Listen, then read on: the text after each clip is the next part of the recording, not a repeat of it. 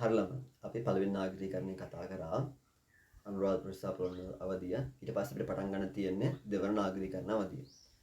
ඉතින් මේ මොන යුගයේදී වුණත් අපේ පදනම උනේ හෙළ බොදු ශිෂ්ටාචාරය.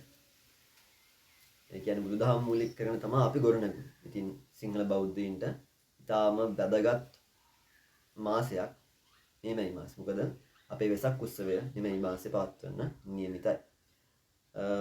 කොහොම නමුත් වෙසක් උත්සවය සමරන ආකාර දෙකක් අපි ඉගෙනගෙන තියෙනවා.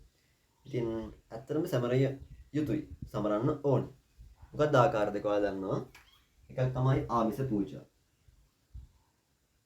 ආමිස පූජා ඒ වගේම ප්‍රතිපත්ති පූජා. ප්‍රතිපත්ති පූජා. මෙන්න මේ ආකාර දෙකෙන්ම අපි වෙසක් උත්සවය සමරනවා. ඊටාම හොඳ දෙයක්.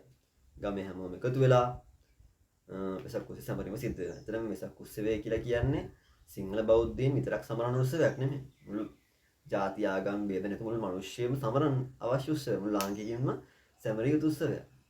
ඉතින් ආමිස පූජා කියලා කියන්නේ මොකද්ද? තොරන් හදන එක නේද? වෙසක් කුඩු හදන එක, කැරකෙන කුඩු හදනවා අපි. බෝධි පූජා තියනවා, පහන් පූජා තියනවා නේද? දන්සැල් දෙනවා. මේවා ආමිස පූජා. ප්‍රතිපත්ති පූජා කියලා කියන්නේ සිය සමාදන් වෙන එක, ධර්ම ශ්‍රවණය කරන එක, බුදුරන් වහන්සේගේ ධර්මය අනුගමනය කරන එක, ඒ තුල ක්‍රියා කරන එක, තුල ජීවත් වෙන එක. මේක තමයි ප්‍රතිපත්තිය. දන් දෙන එක මේ දේවල්.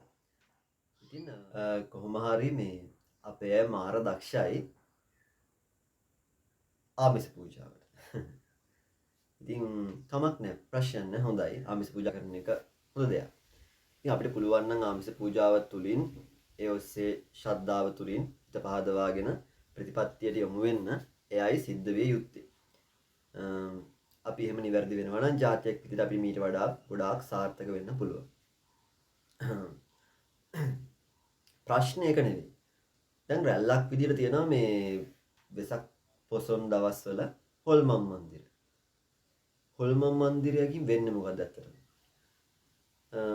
ආමිස පූජා ගන්නට හොල්මන් මන්දිර තියෙන්නේ ප්‍රතිපත්ති පූජා ගන්න. හැබැයි බලනකොට ওই දෙකටම හොල්මන් මන්දිර අදාළ වෙනවද? නැහැ. හොල්මන් මන්දිර අදාළ වෙන්නේ නැහැ. සාමාන්‍යයෙන් වෙසක් දවස් අපි කියන උතුම් දවසක්, උතුම් දිනයක්. වෙසක් වගේ උතුම් දිනයකදී අපි පින්කම් කරලා මේ විශ්වයට ධනාත්මක ශක්තියක් නිකුත් කරනවා. හැබැයි එතකොට හොල්මන් මන්දිරයකින් වෙන්නේ මොකද්ද? හොල්මන් මන්දිරයක් වගේ දෙයක් තිබ්බට පස්සේ වෙන්නේ අපි මිනිස්සු බය කරනවා, බය කරලා ආතල්ලයක් ගන්නවා, පහත් ආශාවන් සැනසීදව ගන්නවා. මේකෙදි වෙන්නේ විශ්වයට ඍණාත්මක ශක්තියක් නිකුත් කරන එක. මේ උතුම් දවසක විශ්වයේ ඍණාත්මක ශක්තිය නිකුත් කරාම වෙන්නේ අපි හැමෝටම අයහපතක්, හොදක් සිද්ධ වෙන්නේ නැත. ඔයාලා අහලා ඇති බෝධි පූජා තියද පින්කම් කරද්දී සමහර කට්ටිය කියනවා දේවි දේවතාවුන් වඩිනවා කියලා. හරි. මේ විශ්වයට ධනාත්මක දේවල් කරද්දී ධනාත්මක ශක්තිය ආකර්ෂණය වෙනවා. ඒ වගේම හොල්මන් මන්දිරයකදී විශ්වයට වෙන්නේ ඍණාත්මක ශක්තිය නිකුත් කරන එක.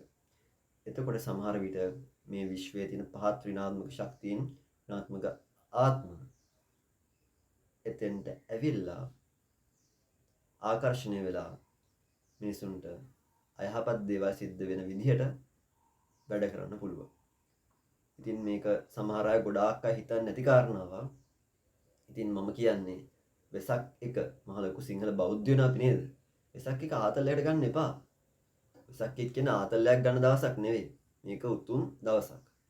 ඉතින් ඒක අපි ඒ විදිහට සමරමු නේ? ඇයි අපි වෙසක් ආතල්ලයක් ගන්නෙ? ඒක අපි ඒ විදිහට අස්සන්න සමරමු. ප්‍රශ්නයක් නැහැ. හොල්මන් මන්දිර වගේ තමාටත් අනුන්ටත් කාටවත් වැඩක් නැති වැඩ කරන්න එපා.